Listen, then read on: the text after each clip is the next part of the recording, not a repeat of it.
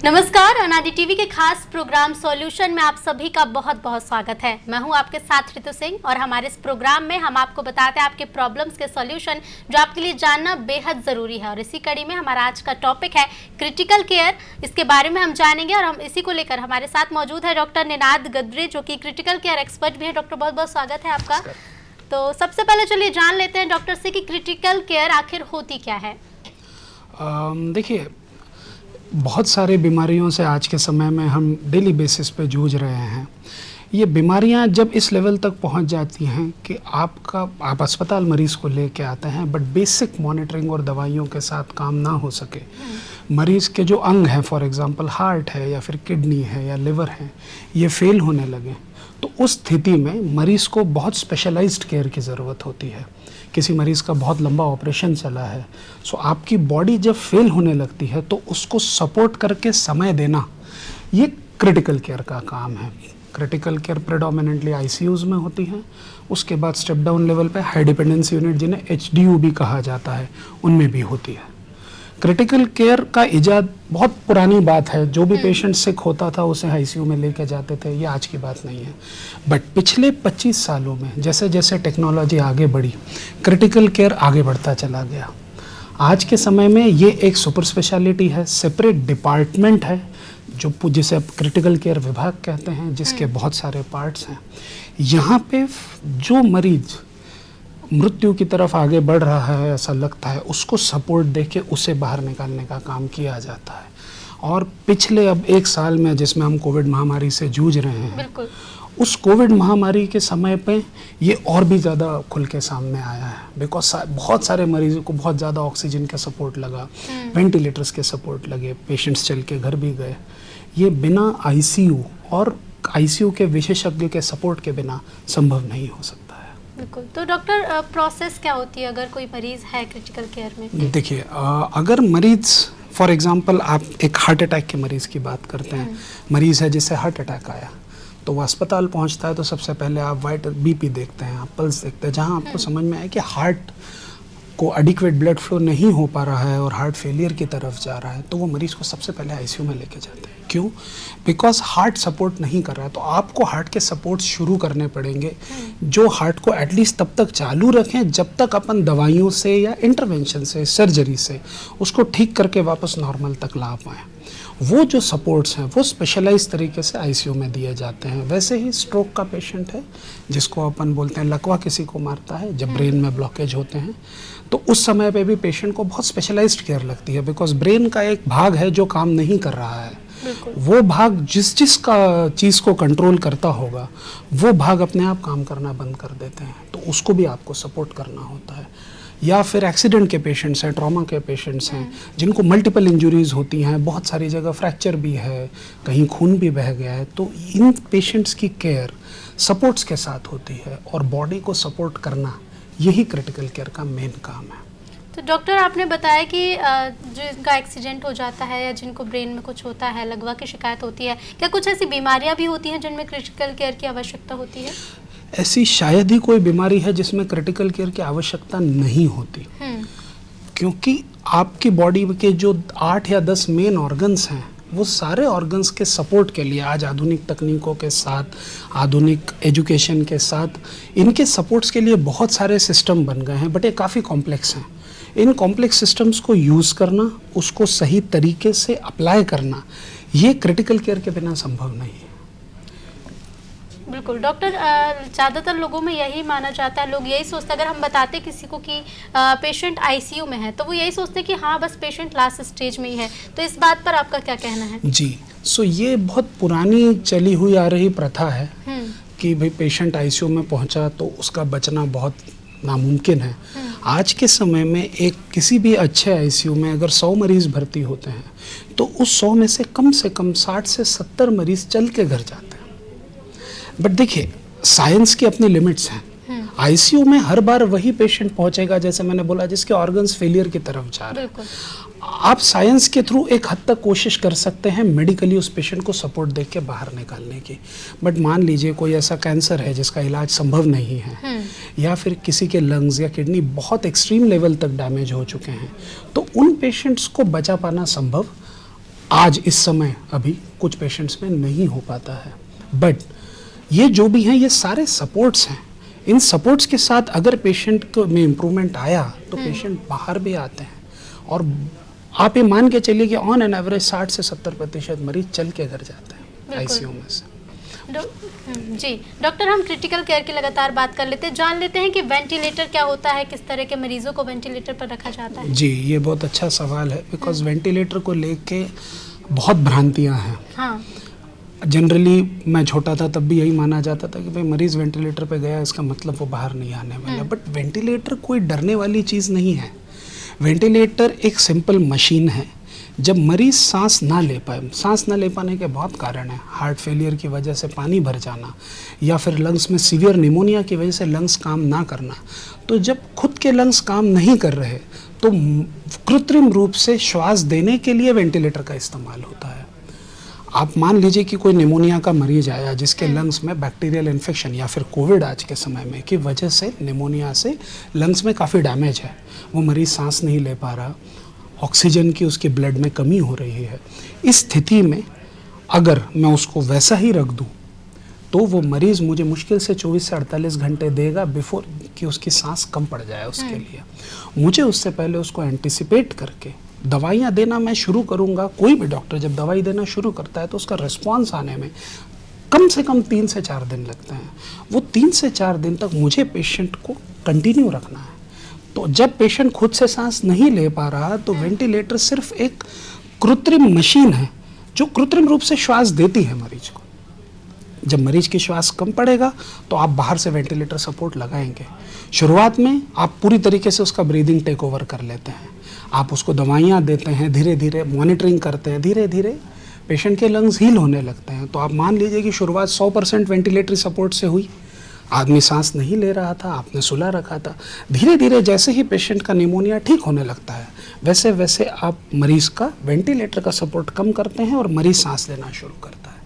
मरीज जब सांस बेहतर ले पाता है तो धीरे धीरे वेंटिलेटर से बाहर आता है। बट वो एक ऐसी मशीन नहीं है जो उनमें लगाई जाती है कि जो मरीज अब जाने वाले हैं तो उन्हें वेंटिलेटर को। इवेंचुअली हर मनुष्य आखिरी सांस लेता है, ये अपन टर्मिनोलॉजी में यूज़ करते हैं।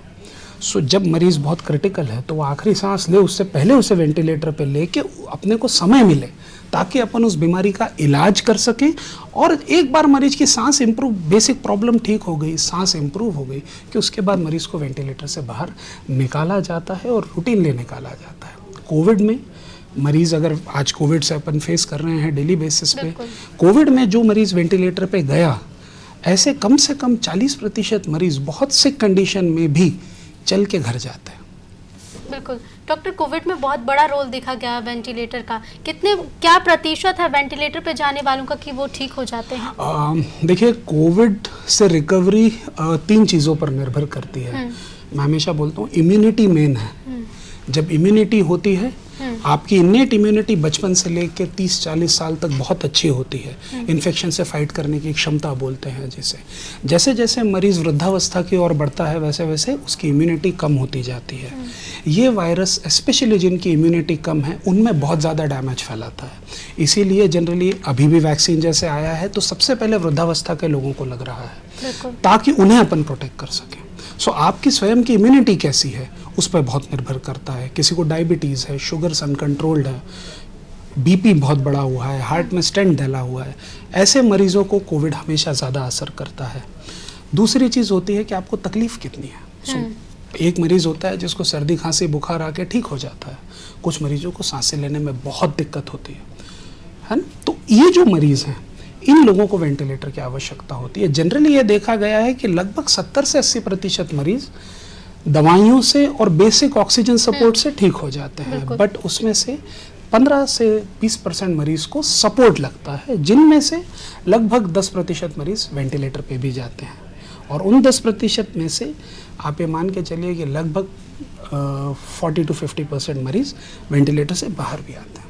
बट ज़्यादातर मरीज जो वेंटिलेटर पे गए हैं वो वृद्धावस्था के मरीज हैं जिनके ऑर्गन्स ऑलरेडी बहुत अच्छा काम नहीं कर, इसलिए उनका सर्वाइवल उतना अच्छा नहीं है जितना अपन नॉर्मल पेशेंट्स का मानते हैं। तो डॉक्टर, क्या एज का भी इसमें एक रोल माना जाए? जो मरीज जाते हैं मान लीजिए चोट वाले, एक्सीडेंट वाले, उनकी कंडीशन अलग है, लेकिन अगर बीमारियों पे बात करें तो क्या जो एज का भी एक फैक्टर मायने रखता है? जी, आपकी स्वयं की फिटनेस और आपकी एज, ये दोनों चीज़ें अब ये कोविड में और उभर के आया है कि आपकी इम्यूनिटी को आप स्ट्रॉन्ग कैसे रखो। बिल्कुल। फॉर एग्जांपल एक 30 साल का मरीज़ जो फिट है, जो एथलीट है, उसकी खुद की इम्यूनिटी बहुत अच्छी है, जो डेली एक्सरसाइज करता है, डाइट कंट्रोल रखता है, अच्छा खाना खाता है, इन लोगों की इम्यूनिटी खुद की बहुत अच्छी होती है। जब आपकी immunity up to the point है तो आप किसी भी चीज़ से बेहतर लड़ पाएंगे। आपको चाहे फिर वो कोविड का वायरस ही क्यों ना हो या फिर कोई और इन्फेक्शन ही क्यों ना हो। वैसे ही अगर आप वेंटिलेटर पे भी गए या आप कोई बहुत गंभीर बीमारी से भी जूझ रहे हैं तो आपके खुद के शरीर में फाइटिंग एबिलिटी बहुत ज़्यादा होती है। एक बार आप 50 साल की उम्र के पार हुए कि उसके बाद में आपके ऑर्गन्स धीरे धीरे डिकम्पनसेट होना शुरू होते हैं, धीरे धीरे ऑर्गन्स जो हैं वो अपनी एज उनकी होती है। ऐसी स्थिति में हमेशा ही इम्यूनिटी कम रहेगी। जिसकी इम्यूनिटी कम है उसकी किसी भी चीज़ से फाइट करने की क्षमता भी कम होगी, और जब वो क्षमता कम होगी तो अपने आप उसके असर आपको दिखने लगेंगे। तो ये सिर्फ कोविड में ही नहीं, किसी भी बीमारी में अप्लाई होता है। बिल्कुल डॉक्टर, इसी बीच में दर्शकों को बताना चाहूँगी कि अगर आपका वेंटिलेटर को लेकर, आईसीयू को लेकर या क्रिटिकल केयर को लेकर कोई भी सवाल है तो नंबर लगातार आपके टेलीविजन स्क्रीन पर फ्लैश हो रहे हैं, आप कॉल कर सकते हैं और हमारे डॉक्टर से सलाह भी ले सकते हैं। तो चलिए डॉक्टर से पूछते हैं। डॉक्टर, लोगों का अक्सर ये मानना होता है कि क्रिटिकल केयर में मरीज को वेंटिलेटर पर ही रखा जाता है, तो क्या ये बात सही है या फिर इसके अलावा भी कुछ होता है? नहीं, वेंटिलेटर जैसे मैंने बताया ये सांस के लिए सपोर्ट है, बट कोई कैंसर का मरीज़ है जिसे काफ़ी हाई रिस्क दवाइयाँ चल रही हैं, कोई हार्ट का मरीज़ है, तो ये सिर्फ एक सांस लेने का सपोर्ट है। बाकी बहुत सारे सपोर्ट्स हैं जो मरीज़ को लग सकते हैं। एक एवरेज आईसीयू में हर तरीके के मरीज़ होते हैं, और अगर आप 10 मरीज़ एक आईसीयू में देखेंगे तो उस 10 में से जनरली 3 से 4 मरीज़ ही वेंटिलेटर पे होते हैं। क्रिटिकल केयर को हिंदी में अपन गहन रोग कहते हैं, जिन बहुत गंभीर रोग है जिनसे लाइफ में खतरा बढ़ रहा है, तो इस चीज़ का वेंटिलेटर से कोई लेना देना नहीं है। बिल्कुल डॉक्टर, आपसे पूछना चाहूँगी ये सवाल कि एक डॉक्टर होने के नाते आपके सामने क्या क्या चुनौतियाँ रहती हैं? देखिए, आईसीयू में स्पेसिफिकली हमेशा ही पेशेंट गंभीर होता है। बिल्कुल। सो आपकी 3-4 बहुत इंपॉर्टेंट रिस्पॉन्सिबिलिटीज़ होती हैं। नंबर 1, आप हमेशा सिक पेशेंट्स के लिए केयर कर रहे हैं। उनके जो रिश्तेदार हैं वो उतने ही उनकी स्थिति को लेकर चिंतित हैं। बिल्कुल। उनको सही तरीके से उनकी कंडीशन कम्युनिकेट करना, उनको स्थिति के बारे में बताना ताकि वो उस चीज़ को समझ सकें। बिकॉज आईसीयू में कोई भी जो मरीज़ होता है वो घंटों में ठीक नहीं होता है। बिल्कुल, ये बहुत गहरी बीमारियां हैं, बहुत गंभीर बीमारियां हैं, इनसे ठीक होने में मरीजों को दिनों से हफ्ते लग जाते हैं। कभी कभी मरीज़ 1-1 महीना आईसीयू में रहता है, तो उनको आप भी धीरे धीरे उससे इमोशनली अटैच हो जाते हो जब आपके पास मरीज़ 1-1 महीना रहता है। तो रिलेटिव्स को वो कन्वे करना, प्लस आईसीयू 24 घंटे चलता है, सो आपको उसमें से नाइट ड्यूटीज़ के भी कवरेज होते हैं, तो स्ट्रेस लेवल्स आपके काफ़ी ज़्यादा होते हैं। बिकॉज आप जो रूटीन फॉलो करते हो नॉर्मली, कोई दुनिया में जो भी करता है वो रूटीन्स आप फॉलो नहीं कर पाते हो। आपको शेड्यूल्स में काम करना होता है, शिफ्ट्स में काम करना होता है, और 24 घंटे चौकन्ना रहना होता है। बिकॉज जैसे मैंने बताया, सारे मरीज सपोर्ट्स पे हैं, थोड़ा भी इधर उधर हुआ तो मिनटों की बात है, मरीज़ की जान से सीधा रिश्ता है उस चीज़ का। तो ये आपकी रिस्पॉन्सिबिलिटी। मैं आपको यहाँ रोकना चाहूँगी। इसी बीच हमारी एक दर्शक पूजा हमारे साथ जुड़ चुकी है। पूजा, आपका बहुत बहुत स्वागत है अनादि टीवी में। सर, मेरा क्वेश्चन है कि what is the main difference ICU and CCU? जब मतलब पेशेंट को आईसीयू से रेफर किया जाता है सीसीयू में, तो ऐसी क्या स्पेशलिटी रहती है सीसीयू में कि जो उसे आईसीयू से डायरेक्ट सीसीयू में रेफर किया जाता है? देखिए, अब जैसे जैसे आगे बढ़ा है क्रिटिकल केयर, वैसे वैसे क्रिटिकल केयर में भी बहुत सारी सेपरेट विशेषज्ञताएं आ गई हैं। For example neuro critical care है जिसमें सिर्फ ब्रेन के पेशेंट्स को देखा जाता है। कार्डियक क्रिटिकल केयर, तो सीसीयू सिर्फ और सिर्फ कार्डियक क्रिटिकल केयर के लिए है। देखिए, आपने को पता है कि हार्ट एक बहुत बेसिक ऑर्गन है जो हर घंटे, हर मिनट और हर सेकंड चलना बहुत आवश्यक है। 1 सेकंड के लिए भी हार्ट में इंटरप्शंस आए तो वो डायरेक्ट जानलेवा बन सकते हैं। तो ऐसी स्थिति में स्पेशलाइज्ड आईसीयूज बनाए जाते हैं जहां डेडिकेटेड सिर्फ और सिर्फ कार्डियक पेशेंट्स, जो कि हार्ट के, हृदय के मरीज हैं, जिनको हार्ट अटैक आया है या जिनके हार्ट फेल हो रहे हैं, उन्हें ही मैनेज किया जाता है। वहाँ पे जो स्टाफ और डॉक्टर्स होते हैं वो स्पेसिफिकली कार्डियक केयर के लिए ट्रेंड होते हैं। सो जब मरीज़ आईसीयू में होता है और बाद में ऐसा लगता है कि इनकी जो गंभीर हालत है उसका मेन कारण हार्ट है, तो उन्हें कार्डियक केयर में शिफ्ट किया जाता है ताकि और फोकस्ड तरीके से उन पे ध्यान दिया जा सके। आज के समय में सारे ही अस्पतालों में आईसीयू में कार्डियक क्रिटिकल केयर सेपरेट हो चुका है और उस वजह से अपन ऐसे बहुत सारे मरीज़ हैं जिन्हें पहले नहीं बचा पाते थे, आज वो बच भी रहे हैं और घर भी जा रहे हैं। बिल्कुल, तो उम्मीद है पूजा आपको आपके क्वेश्चन का आंसर मिल गया होगा। और दर्शकों को मैं फिर से बताना चाहूंगी कि नंबर आपके टेलीविजन स्क्रीन पर लगातार फ्लैश हो रहे हैं, आप भी डॉक्टर से अपनी सलाह ले सकते हैं, कुछ भी पूछ सकते हैं। तो डॉक्टर क्या कुछ एक टाइम, सीमित टाइम होता है वेंटिलेटर पर रखने का कि मैक्सिमम इस टाइम तक रखना है या फिर मिनिमम इस टाइम तक रखना ही है? वो बीमारी पर डिपेंड करता है, बट जनरली कोई भी मरीज़ जब वेंटिलेटर पे जाता है तो आप उस समय पेशेंट स्टेबल नहीं है तो उसे 24 घंटे का मिनिमम समय दिया जाता है जब स्थिति स्टेबल हो जाए। फिर आपकी जो भी बीमारी है वो रिवर्स कैसे हो रही है, आप उसको कितना, मान लीजिए कोई निमोनिया का मरीज़ है, अगर माइल्ड निमोनिया है जिसकी वजह से उसे जाना पड़ा तो 4-5 दिन में वो मरीज धीरे धीरे वेंटिलेटर से बाहर आ जाता है। ये रोज़ ट्रायल करना पड़ता है इस चीज़ का। आप बेसिक मॉनिटरिंग करते हैं कि क्या पेशेंट वापस जिस स्थिति में था उस स्थिति में नॉर्मल पे आ गया है, और आप रोज़ दवाइयाँ बंद करते हैं, आप रोज़ रिस्पॉन्स देखते हैं। मैंने जैसे बोला कि पहले जब मरीज़ को वेंटिलेटर पे लिया जाता है तो उनकी सांस बंद करके उन्हें वेंटिलेटर पे लिया जाता है ताकि उनके लंग्स को पूरा रेस्ट मिले, ताकि लंग्स को भरने का समय मिले। फॉर एग्जांपल जैसे अपनी हड्डी टूटी है तो वो हड्डी टूटी हुई से अपन वज़न कभी नहीं उठाते, बिल्कुल उसको कास्ट में रख देते हैं, इंतज़ार करते हैं या ऑपरेशन करते हैं, इंतज़ार करते हैं कि वो हड्डी पूरी भरे, घाव भरे उसका, और उसके बाद उसका यूज़ करना शुरू करते हैं। वैसे ही लंग्स के साथ है। लंग्स में जब डैमेज है तो आपको मरीज़ को पहले रेस्ट दे के और वेंटिलेटर पे रखना है कृत्रिम श्वास पे। फिर उसके बाद धीरे धीरे जब मरीज़ ठीक होने लगता है, एक्सरेज के बेसिस पे या बहुत सारी और क्लिनिकल डिसीजंस के बेसिस पे आप ये मानते हैं कि मरीज़ अब बेहतर हो रहा है तो उसे धीरे धीरे आप सांस लेना अलाउ करते हैं। जो वेंटिलेटर 100% सपोर्ट पे था वहाँ से धीरे धीरे नीचे लाते हैं, मरीज़ को जगाते हैं, देखते हैं जब सांस कंफर्टेबल हो जाती है उसके बाद मरीज़ को वेंटिलेटर से बाहर निकालते हैं। डॉक्टर, क्या ऐसे केसेस भी सामने आते हैं कि एक बार मरीज़ को वेंटिलेटर से बाहर निकाल दिया गया है उसके बाद वो बीमारी लौट कर आई हो, ऐसे केसेस भी क्या सामने आते हैं? जी, ये जैसे मैं हमेशा बोलता हूँ आईसीयू में बिल्कुल कोई भी चीज़ 100% नहीं होती। आप ऐसे मरीज़ों के साथ में डेली बेसिस पे डील कर रहे हैं जो बहुत सिक है, तो कोई भी चीज़ का फ़ायदा और नुकसान देखना बहुत आवश्यक होता है, जिसके लिए 10-12 साल की मेडिकल ट्रेनिंग के बाद आप आईसीयू में पहुंचते हैं। आईसीयू स्पेशलिस्ट 10 साल से नीचे की मेडिकल ट्रेनिंग में संभव नहीं है।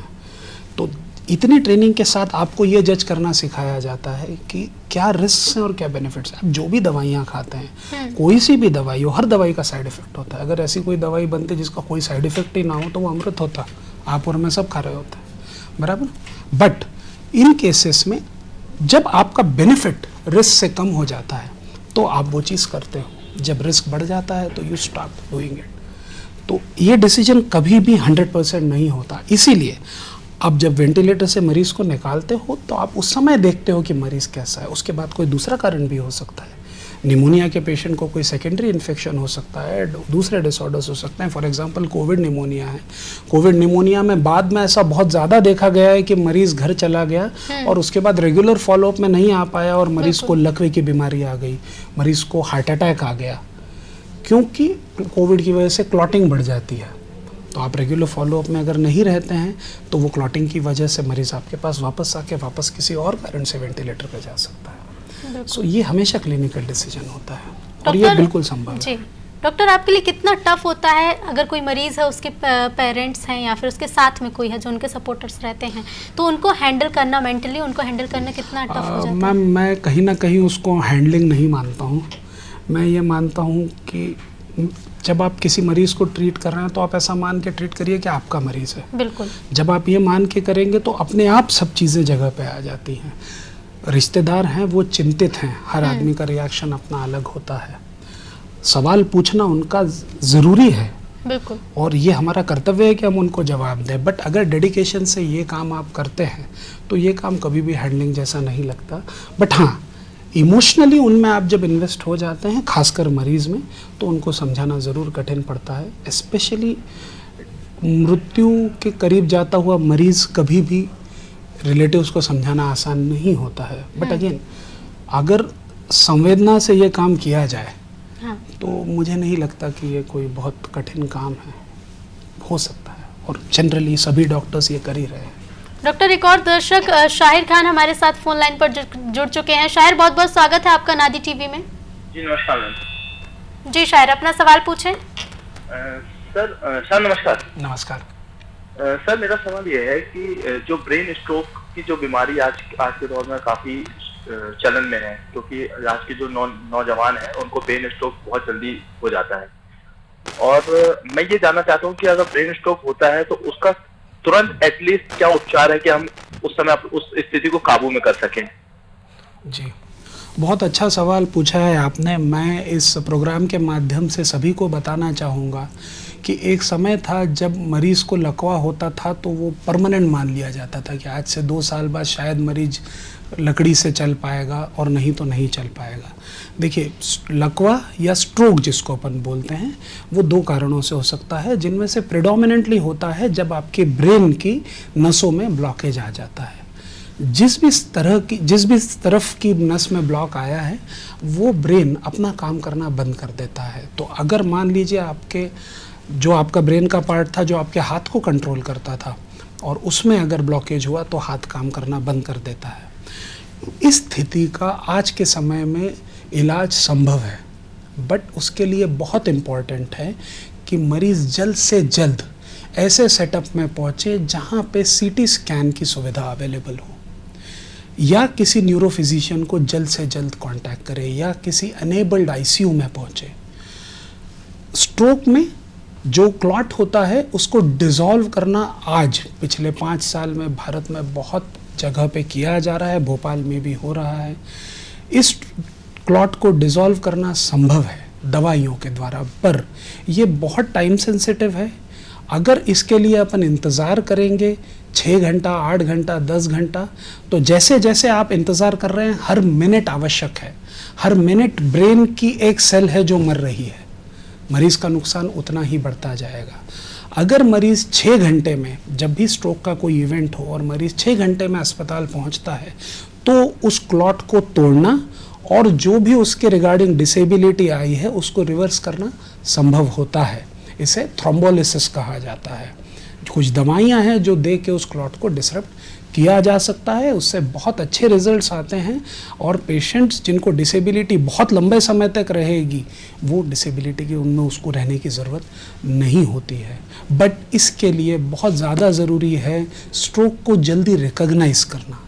ये आपकी और मेरी अवेयरनेस से ही आ सकता है। कोई भी मरीज़ जब ज़बान लड़खड़ाने लगे, एक हाथ में या एक पैर में कमज़ोरी महसूस हो, चेहरा एक तरफ डिविएट हो जाए, तो ऐसे मरीज़ों को जल्द से जल्द अस्पताल लाइए। इस स्थिति में इलाज संभव है और बहुत अच्छे से संभव है, पर रिस्पॉन्सिबिलिटी इसमें जनता की भी बनती है कि उसको अर्ली रिकॉग्नाइज करके अर्ली ट्रीट कराएं। जितना लेट करेंगे उतना उसका आउटकम खराब होता जाता है। बिल्कुल, तो डॉक्टर ने जो भी लक्षण बताया, अगर आपको भी ऐसा कुछ समझ में आता है तो तुरंत ही हॉस्पिटल ले जाएं, पेशेंट को देरी ना करें और ज़रूर दिखाएं। तो डॉक्टर, जानना चाहेंगे कि पैलिएटिव केयर क्या होती है? जी, देखिए, आज के समय में मेडिकल साइंस बहुत एडवांस हो गया है।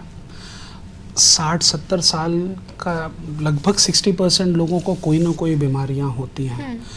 क्वांटिटी ऑफ लाइफ तो बहुत बढ़ गई है, बट क्वालिटी ऑफ लाइफ शायद उतनी अच्छी नहीं बची है। आज से 50 साल पहले हमारे जो पूर्वज जितने फिट थे उतने फिट आज दवाइयों के साथ आप मरीज़ को बहुत समय तक जिंदा रख सकते हैं, और बहुत मरीज़ों को इस वजह से फ़ायदा हुआ है, और बहुत मरीज़ इस वजह से जो शायद बहुत जल्दी हमारे साथ ना रहते वो 30-30, 40-40 साल अच्छा जीवन जीते हैं। बट इसके साथ ही कुछ बीमारियां ऐसी हैं आज भी मेडिकल साइंस में जिनका इलाज संभव नहीं है। कुछ कैंसर्स हैं, या कोई लोग हैं जिनके ब्रेन डेथ हो चुकी है, ब्रेन को बहुत सीवियर ट्रॉमा पहुंचा है। ऐसे मरीजों की केयर को पैलिएटिव केयर कहा जाता है।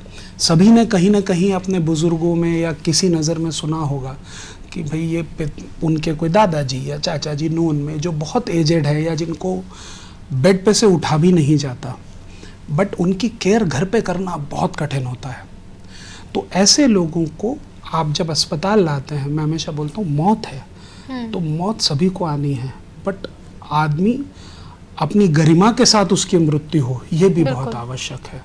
तो पैलिएटिव केयर के थ्रू आईसीयू में ये सर्विस दी जाती है, जिसमें ऐसे मरीज जिनका कैंसर में इलाज संभव नहीं है या फिर कुछ बहुत गंभीर बीमारियां हैं, तो उसमें मरीज़ को दर्द ना हो, मरीज़ का न्यूट्रिशन ठीक से देखा जा सके, मरीज़ को साफ़ सुथरा रखा जा सके, पेनफुल डेथ ना हो, इसको अश्योर किया जा सकता है। बिकॉज डेथ कब आएगी, किस समय आएगी, ये ना आप जानते हैं ना कोई फिजिशियन। अपन एंटिसिपेट कर सकते हैं बट 100% कोई नहीं जानता।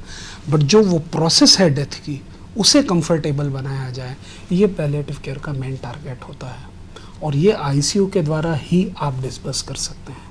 बिल्कुल, थैंक यू डॉक्टर। समय की थोड़ी कमी है तो इसी के साथ हमारे प्रोग्राम में फिलहाल इतना ही। बहुत बहुत धन्यवाद एक बार फिर से डॉक्टर आपका हमारे साथ जुड़ने के लिए। तो आज हमने जाना क्रिटिकल केयर के बारे में, वेंटिलेटर के बारे में जाना, साथ ही अभी डॉक्टर ने पैलिएटिव केयर के बारे में भी बताया और उम्मीद है कि डॉक्टर ने जो सलाह बताई है उन्हें आप फॉलो करेंगे। और जैसा कि उन्होंने बताया कि अगर ऐसे कोई लक्षण दिखाई देते हैं तो तुरंत डॉक्टर से परामर्श ज़रूर लें, उसमें देरी ना करें। तो चलिए इसी के साथ हमारे इस प्रोग्राम सॉल्यूशन में फिलहाल इतना ही। आप बने रहिए नादी टीवी के साथ। नमस्कार।